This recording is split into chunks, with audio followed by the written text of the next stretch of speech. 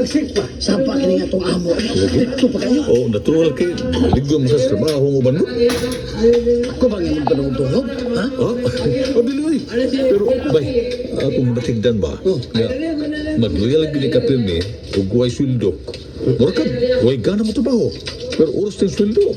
Pwede lagi ni mong antika. Ha? May mangalsa ka magani mga bugat nga sa humong. Dili gid magpatabas man.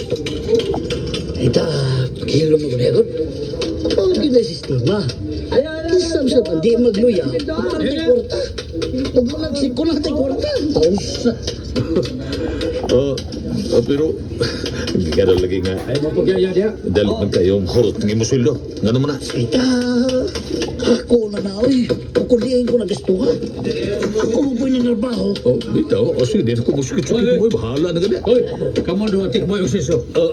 Sige mamutabi. Panarbaho mo.